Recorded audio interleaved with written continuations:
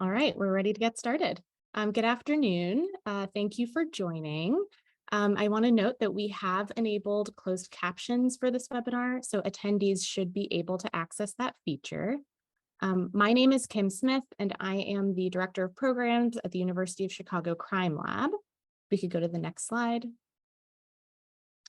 The Crime Lab is a nonprofit research organization dedicated to working to improve the public sector in Chicago and cities across the country.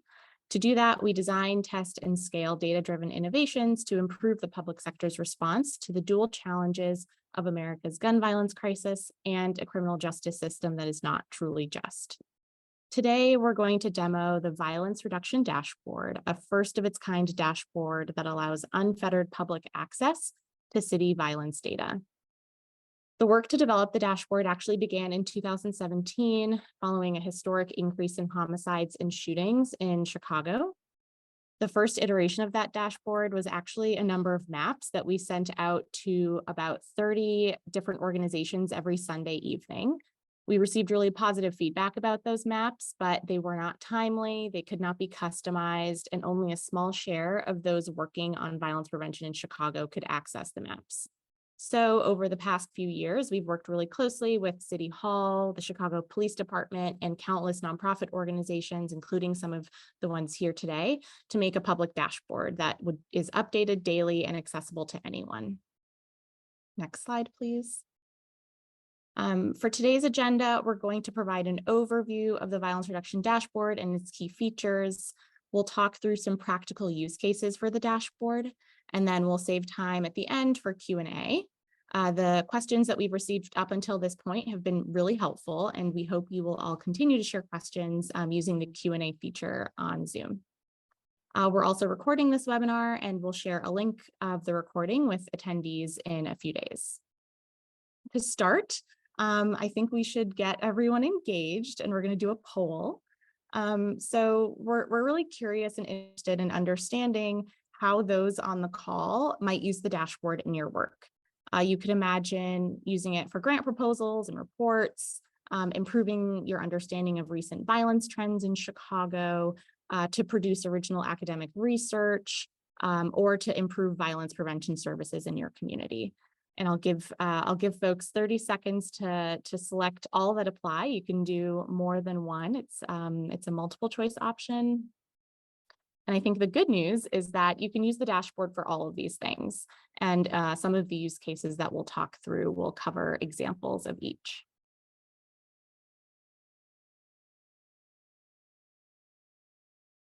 All right, I'm going to close the poll. Let's see the results.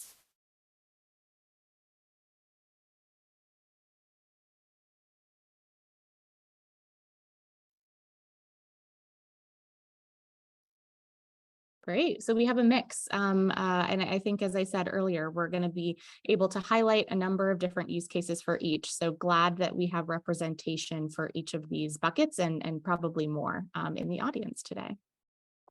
If we could go to the next slide. We'll be hearing from a few different speakers today. My colleague, David Lietzen from the University of Chicago Crime Lab, as well as Elvis Ortega from the Chicago Department of Public Health. And I'm going to hand it off to them shortly. If you go to the next slide. But before I do that, I do want to acknowledge that the data that we're talking about today reflect the experiences of families, parents, children, and friends. Our goal in building the dashboard is not to, by any means, reduce this tragedy to statistics, but instead to provide the very organizations working on the front lines of our city's gun violence crisis with an additional tool. We really do believe that in order to tackle our city's crisis of gun violence, all of us need to work from a common set of facts, and we need to hold ourselves and our leaders accountable for meeting results. In short, tackling this crisis requires data, and that is why we worked with so many of you here today, as well as the Chicago Police Department and the Mayor's Office, to develop such a dashboard that allows unfettered public access to city violence data. Now I'm going to turn it over to my colleague, David Lietzen, the Senior Policy Analyst at the University of Chicago Crime Lab, who, along with several other analysts at the Crime Lab, did so much of the technical work to build the dashboard. He's going to walk you through key features and talk you through some of the questions that the dashboard can help you answer. Without further ado, David. Thank you, Kim. So first, I just want to do an overview of all the questions that the dashboard can be used to answer. So I think can we go to the next slide? So I think the most basic question that it can answer is violence up or is it down compared to last year? Is it up or down compared to last 2 years or last 10 years? It can answer all of those. Where is violent crime happening at the neighborhood level, ward level, beat level, even block by block. It can also answer when is crime happening in terms of the hour of the day of the week, the month of the year. You can also ask the question, what are the demographics of victims of gun violence? And lastly, what areas of the city are experiencing or have experienced the highest rates of violence per capita? So next slide.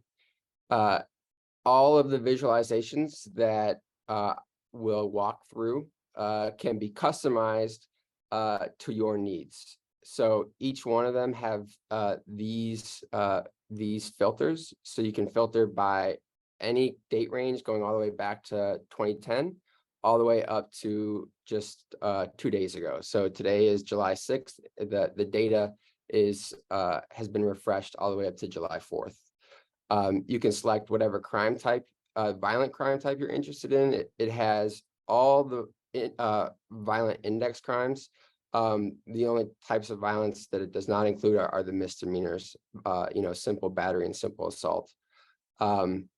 And then you can also filter by geography. So we have many different types of geographies that you can filter by: community area, ward, police beat or district, police area, zip code, and also street outreach organization boundaries. And then lastly, you can filter by different types of victims. So, you can do all victims, but you can also do youth, people under the ages of 18, and also victims of domestic violence. The default selection when you open up the dashboard is year-to-date, citywide, fatal and non-fatal shooting victimizations. So before, let's get started. All right, so this is the view you will see when you open the dashboard. There are 4 tabs. Right now we're on the home tab. There's also the violence reduction strategy tab, which provides an overview of the violence prevention programs that are being funded by the city, as well as a violence and victimization trends page, which includes more data visualizations in addition to the homepage, and then a glossary and resources page. I'm going to focus most of the time on the homepage and the violence and victimization trends page, because these are the pages with all the with all the data visualizations. So this is the first visualization. It's maybe the most simple. It really just provides a sort of report card for all types of violence, whether they're up or down compared to the prior year. So the default selection is citywide year to date. And you can see that, homicides are down 8%, shooting victimizations are down 11%, but robbery victimizations are up 30%, and battery and assault victimizations are up 10%, 10 to 15%. So, gun violence is down, other types of violence are up year to date. Suppose you're a community organization working in Austin, and you launched a program at the beginning of the year, and you want to see, how is violence in Austin, the Austin neighborhood, since the beginning of the year. You would just make sure that the geography type is selected to community area, and then you go to select focus geography, and then you would just, sorry about that, select the Austin neighborhood.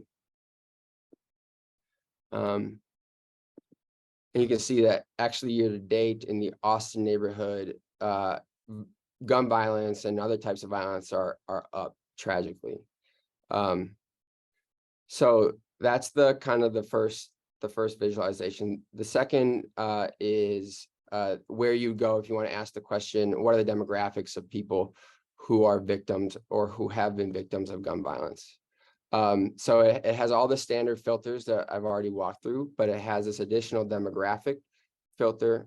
We can filter by sex, age, or race, and then it just breaks down the share of victimizations by the demographic category. So, suppose you're a community organization in South Shore and you want to tailor your services to the demographics of people who are most likely to be involved in gun violence. You would just, filter to South Shore. Oops. And, you'll see that maybe you want to also check out 2022, a full year of data. And you'll see that, 33% of victims are between the ages of 20 and 29, and another 28% are between the ages of 30 and 39.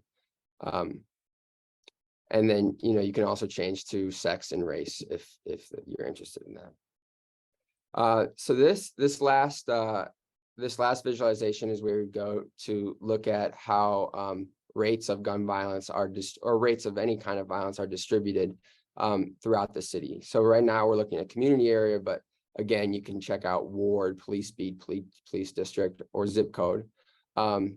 Suppose you're a foundation and you're trying to fund programs in the community areas that have experienced the highest levels of gun violence recently. You might go, to the most recent year of data, 2022. This visualization, unfortunately, takes a little bit longer than the other ones to load, but it is what it is.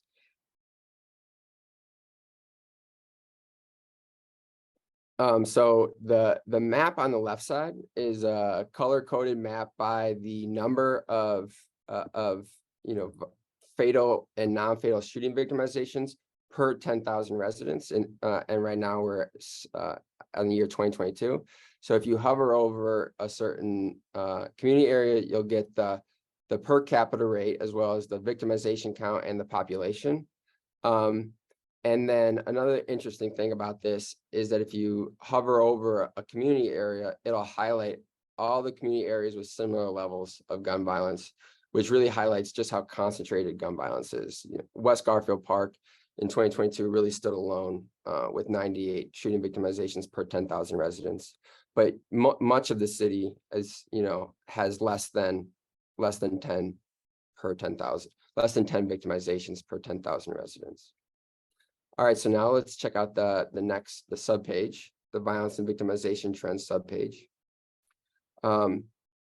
So this first visualization, if I'm going to be honest, is maybe the least useful visualization. It shows the rolling average. Right now, we're looking at the 28-day rolling average of shooting victimizations. And a rolling average, what that is just the average number of victimizations over the last 28 days. So this red line represents the current year, 2023, and the other lines represent other years going back to 2017. But right now, the 28-day rolling average for shooting victimizations is 10.8. So that means over the last 28 days, ending on July 4th, on average, there's been 10.8 shooting victimizations per day. What I find this visualization useful for is if we already know that there's been an increase or a decrease in a certain type of violence, and we're interested in when that change happened, we can come here and figure that out. So for example, we already saw that there's been an increase in gun violence in the Austin neighborhood this year. So we can come here and select the Austin neighborhood and see really when that happened. So, it started off pretty low, lower than almost any other, than all the other years on this graph. But then starting around, mid-May, it really takes off, and it's been a pretty violent couple months. This next visualization is another. It's a density map, and it can be used to answer the question, where is gun violence happening? On a block-to-block level. So suppose you are, you work for the streets and sanitation department, and you want to target cleanup services to areas that are experiencing gun violence recently. So maybe you'll go to the date range filter and just select the last 28 days. And then, let's check out Austin.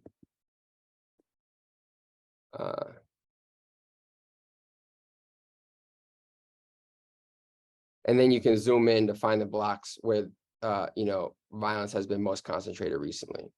I should also mention that the location of these incidents has been randomized to be within 100 feet of the actual location.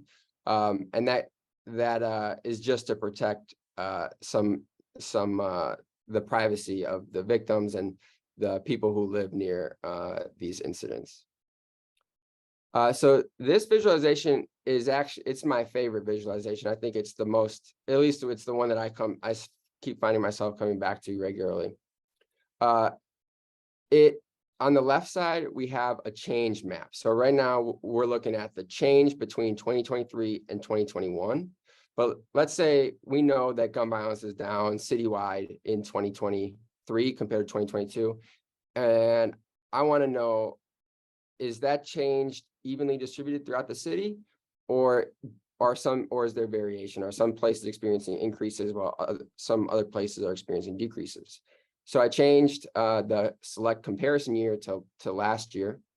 And now I can see, okay, so a lot of the city has experienced decreases compared to last year, but there are some areas, Austin, South Lawndale, the near West Side, Chatham, that have experienced sizable increases.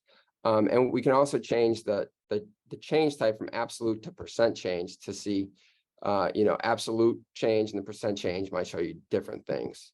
But another great feature of this tool is that you can, is that over here, there's this 10-year bar graph. And you can click on a geography and it will filter the 10-year changes. So if you click on Austin, you can now get the year-to-date counts of shooting victimizations in the Austin neighborhood going all the way back to 2013. So, suppose you're a resident in a neighborhood and you felt an increase in gun violence in your neighborhood. You can come here and it might show that actually compared to last year, there's a decrease. But last year was also a really violent year. I mean, maybe really what we're talking about is you're feeling an increase compared to the last 10 years. You can come here and see, okay, violence is down compared to last year, but it's way up compared to, what we were previously used to. And then here's the last visualization, is a time of day, day of week visualization. So up here we have a bar graph with the number of victimizations by the hour of the day, and you can scroll over to get the victimization count. And then over here we have a bar graph of victimizations by day of week. And then we have a grid, which is hour of day and day of week. So you can see that, shooting victimizations so far in 2023 have really been concentrated between the hours of 6 p.m. and 2 a.m., especially on Saturday and Sunday. But if you get even more granular, you can see that violence is especially concentrated in these early morning hours on the weekend. And then another thing is over here, you can hover and get a line graph, which shows you the average number of shooting victimizations on the average weekday and the average weekend. And I just like this because it's a little easier to see differences between lines than it is to see differences between colors. So that's another nice feature. So those are all the data visualizations, but I'll also want to leave you all with a pro tip. And I think most people don't know this, but it's a very useful feature. Let's say you're a data analyst or you want to use the underlying data and you want to re-visualize it or reformat or whatever you want. All of these visualizations, except for the density map, have this download button. You can come here and click cross tab, and then there will be some that say download me. And then if you click on the download me, download, and then it will download the underlying data. And then you can reformat it or revisualize it however you want. So quickly, I'll go through this violence reduction strategy page. So this just provides an overview of all the services, programs that are funded as part of the City of Chicago's Our Safety plan from 2020.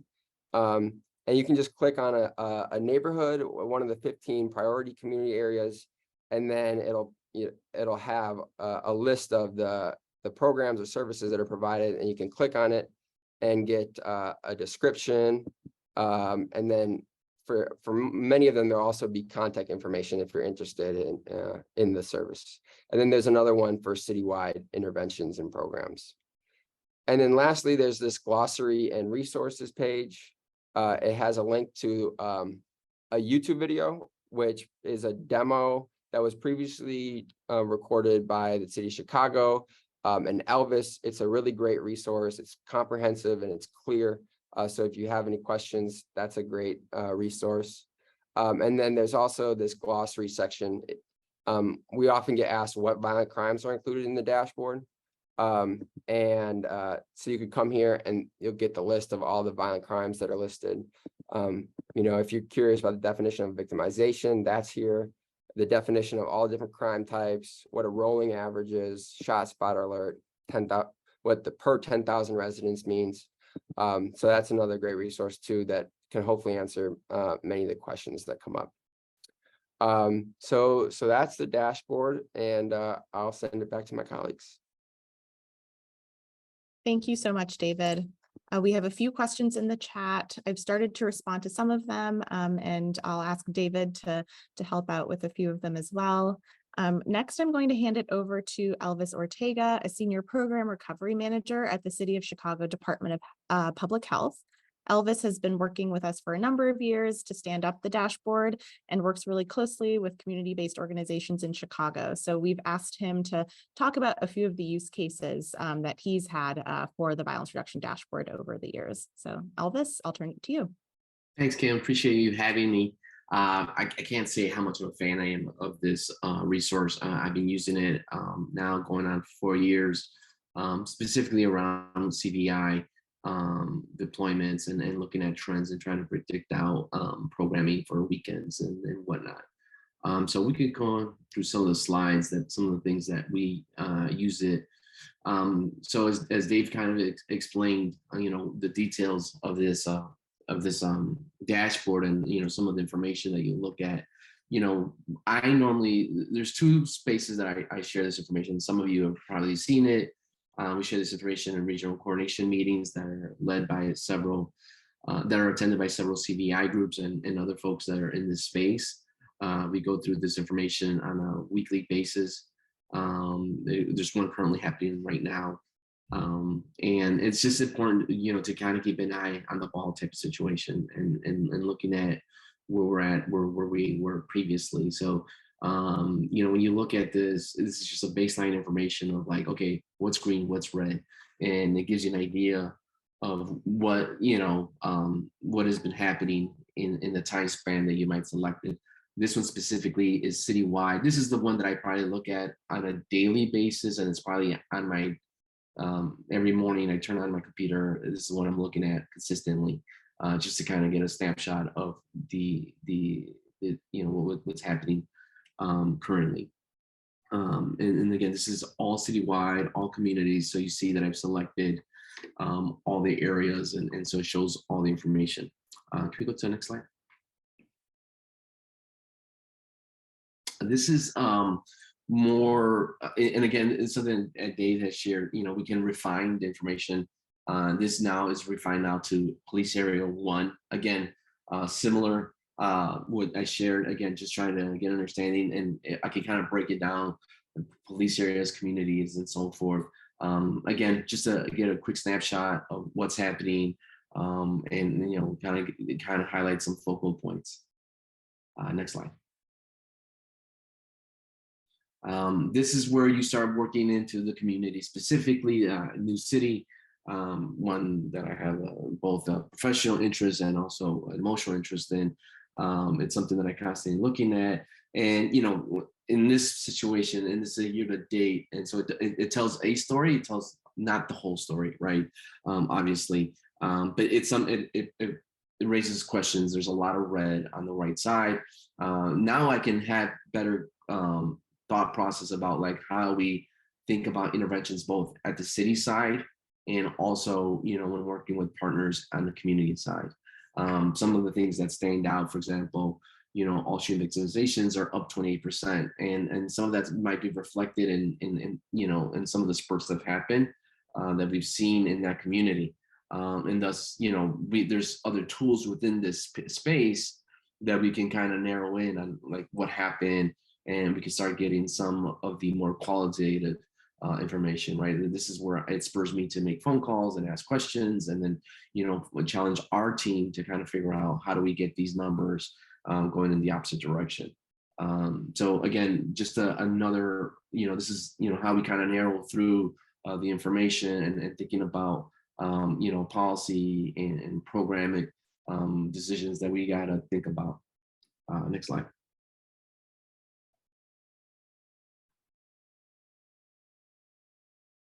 Similarly, the 28, this is a different, from the previous was a year to date. This is the last 28 days, right? I think that's a pretty, for some of us who've been in the space for a while, we kind of know the ebbs and flows of violence in the city, right? And looking at the month to month, and we can narrow in, the last 7 days and so on and so forth, but specifically for July, right, where we start getting really warmer, we start seeing the trends kind of tip up in May, and then July is kind of our high point, right? And then to make those comparisons, so this is like, looking at the month of July for me it's kind of our, looking at our bell curve situation. And this is a time where we'll kind of, in July specifically in CVI spaces and regional coordination conversations, we're gearing up for this. And then we also can evaluate, what we have done and what had worked. Obviously, there's a lot of tangibles and a lot happening to contribute to these numbers, and but it's important to kind of dig through them and think about how some of these red numbers contribute to some of the other numbers, right? So like, these don't happen in a vacuum. These are not just individual cases. They may have been a result of one or the other. What are those trends? Things of that nature. So it just, again, there's a lot of questions that it makes us ask ourselves and organizations about how we do the work. Next slide.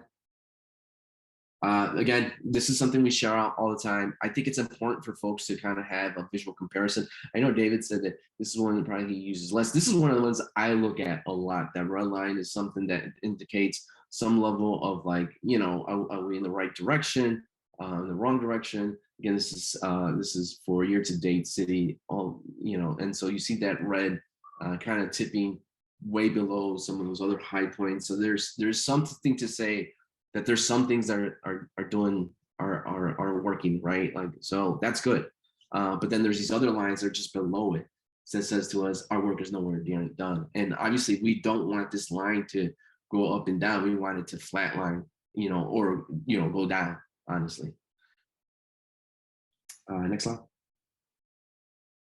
Again, the big part of any type of coordination about city services is where should we be at, right? And this is what I probably spend the most time working on, and with partners on both the city and on the neighborhood community side. There's this constant conversation about like, where should we be? Where do we need to be? What are we seeing? Is any of this surprising? Sometimes it is.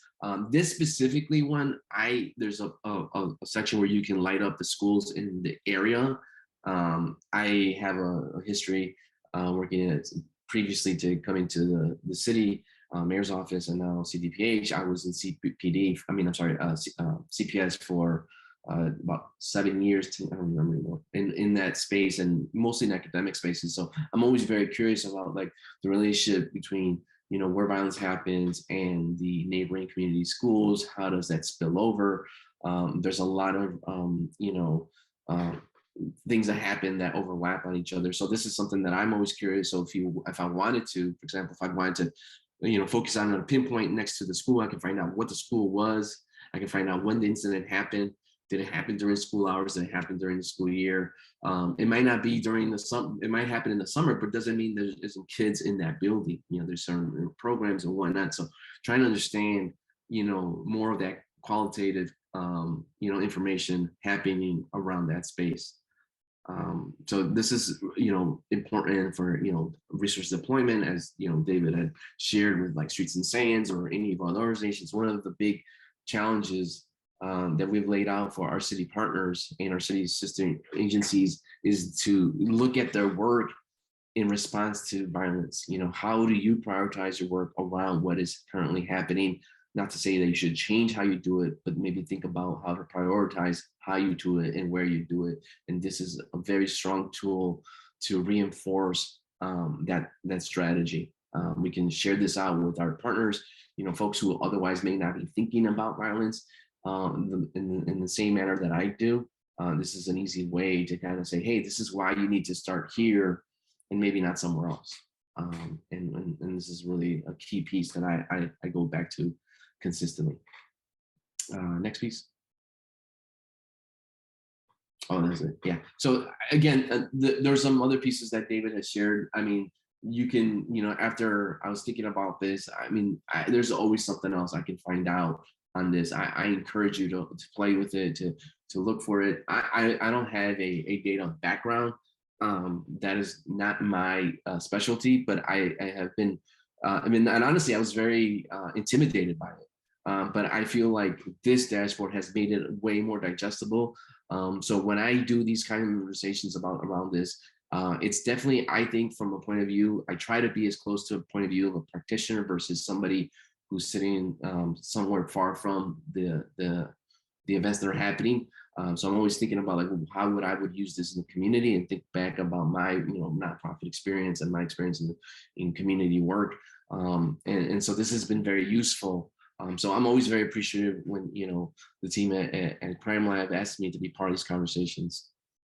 So again, I'm available to anybody on the call who's thinking about how to use this and how to interpret this for folks who may not be those data, because I'm far from it. I still struggle with basic number, Excel and whatnot. And so again, very excited about this. And please utilize me as a resource if there's anything I can do.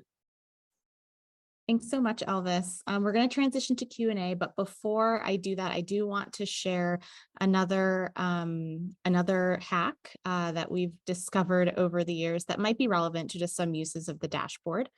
So one of the things that I think people are really interested in is downloading a spreadsheet that gives you in one place like the rate of victimization in all community areas versus just looking at individual community areas or individual beats at once.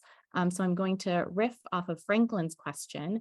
Let's say you were interested in downloading a spreadsheet that gave you the rate of victimization for all police beats in 2022. The way that I usually do this is I go to the safety gap section, I select the date range I'm interested in, the crime type, the geography, and then victims. And then I go to the download feature and I hit cross tab. And then I hit download me. And once I download the file, then I'll be able to see every single police beat. It'll show you the number of victimizations in each police beat, and then the rate of victimizations in each police beat. So this is a quick way to just download all the rate data for a particular geography. It's not super intuitive, so I did just want to highlight that for the group. And now we're going to transition to Q&A. I'm going to invite David and AD Flores to turn on their cameras. And we're going to start with a few of the questions that we received during the registration period. So Assistant Director Flores, I'm going to start with you. David touched briefly on the definitions of violence that are included in the dashboard and pointed to the glossary, but can you talk about how these definitions are developed by the Chicago Police Department? Yeah, hi, nice to virtually meet everybody, I guess. So yeah, typically what David said is it kind of covered most of it. So the way CPD and most agencies report crime have come is by UCR crime, which is a uniform crime reporting, which is based off FBI codes.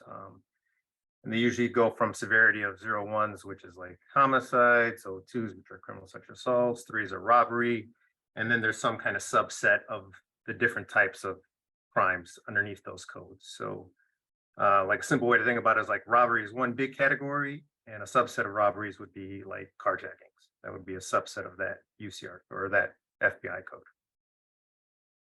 Thank you.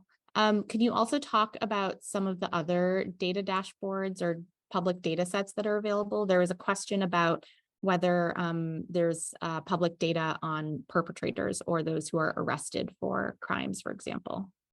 Yeah, so I think if you go to CPD's website, there's a lot of different data that we share. So we have dashboards on use of force, our accountability, our lucid surveys that we have in the communities to track sentiment is out there. We do have arrest data that is available for download.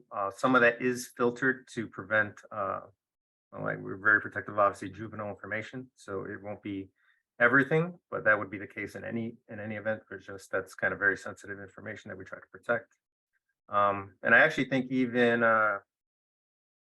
OPSA may have some GIS-based dashboards available, and I'll try to find the link, which is kind of like a more crude. It's not as nice as the dashboard Davis built, which is very, very, very functional and friendly to use. But there are other mapping tools out there that have resources with crime information that are available to the public. And we also post our CompStat reports. And CompStat's a little tricky. That's kind of an internal accounting mechanism that CPD uses. It's based on UCR crime, but it's not exactly what we would report if you per se submitted a FOIA request for information. That's kind of just an in-house mechanism for keeping track of how we're doing. And there's a couple of nuances there, but even those reports are also available for everybody to see. I think we post them every Tuesday through the most recent week, which we count the week ending on a Sunday. Great, thank you. And one more question I'm seeing in the chat. What GIS or mapping software does CPD use? I mentioned that we use Tableau for the public board, but can you talk about other software that you use? Yeah, so we use Tableau. Obviously, it's one of our tools. We also have a lot of Esri-based tools that we have, and that's what I was mentioning earlier. I think there's a site where people can go access some of these GIS dashboards that OPSA has developed. We're kind of very software agnostic in that sense. We're very happy to use whatever works.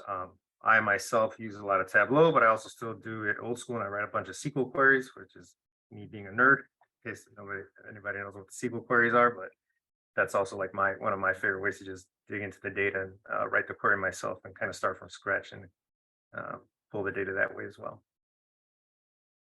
Thank you. I'm going to answer one of the questions we received during the registration period. And it was really trying to get at whether there are ways to use the dashboard or the data to help organizations that work with young people. So there are a number of ways in which we at the Crime Lab think about the dashboard as being helpful to organizations trying to prevent youth violence involvement.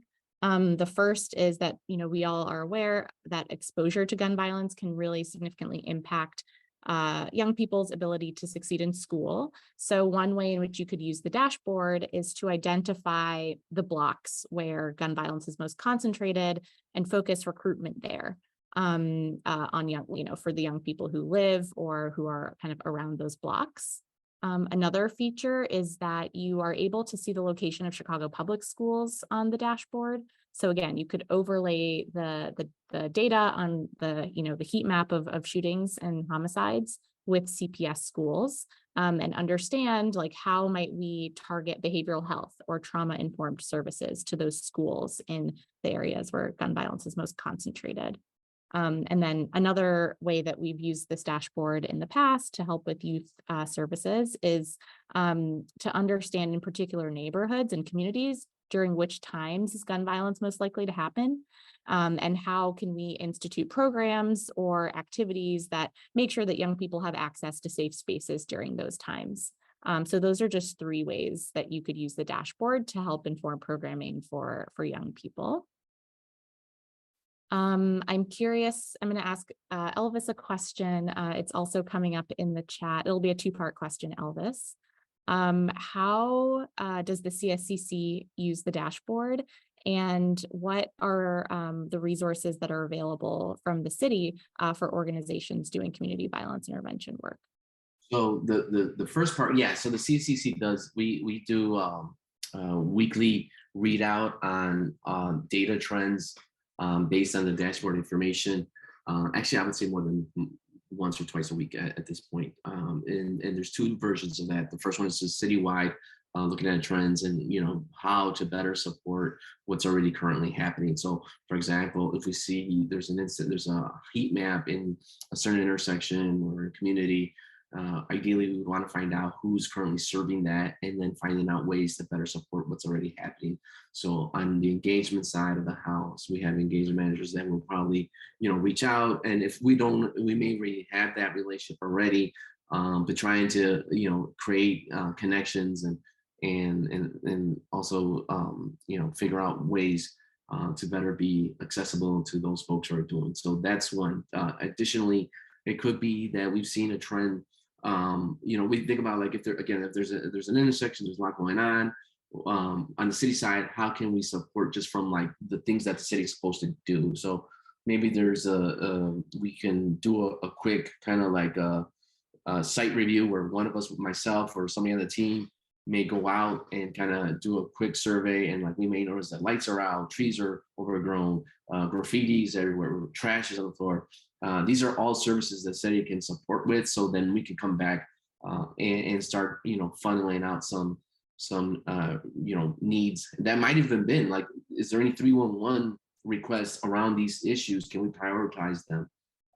So again, we do this on a twice a week, when it's very like neighborhood or community specific, and then it might be some citywide just trends type of things. There was another question as far as like how we can help support. Again, I'm happy to come to either myself or somebody else on the team is happy to, we can come to the community or an organization that might be hosting some questions about how to address some of the challenges that we're dealing. We're happy to come and support. If there's an organization, for example, that has a hyper focus in a specific community, and they want some additional information around what's happening in the community, we're happy to help with, do our best to provide that data, or at least, share with them. Again, most of it's already available as far as when it comes to data people. But as far as other, networks that they can plug into, like, whatever we have access to, we will definitely do our best to connect you with us and look for that synergy. I think we have time for one more question. And David, I think you raised your hand to answer a question about CPS location. So you'll close us out with that. Yeah. All right. I'll just go back to the dashboard real quick. So there's no filter that for schools and libraries, but if you go to the heat map, like what I'm showing right here, these little icons are the schools. So this one is Herzl Elementary School, and then there's another one for libraries. So here's Douglas Library over here. So that's the extent of the school and library information on the dashboard. And that takes us to 12:45. So we are going to close out the webinar. I think there may be a few questions still in the chat. We will do our best to download and respond to those via email, just to make sure that you all have as much information as possible to make use of the tool. But with that, I'm going to close out. Thank you all so much for joining us. We hope the session was helpful and that you have a better understanding of how to navigate the violence reduction dashboard. As Elvis said, please do stay in touch with us, those at the Crime Lab, those at the city, the Department of Public Health, and the police department. As for the Crime Lab, you can follow us on LinkedIn. We are also in the process of revamping our website, so keep an eye out soon for details there. We'll also make sure resources about the dashboard are available on our website and accessible. So with that, I'll close us, and thank you, everyone. Have a great rest of your day.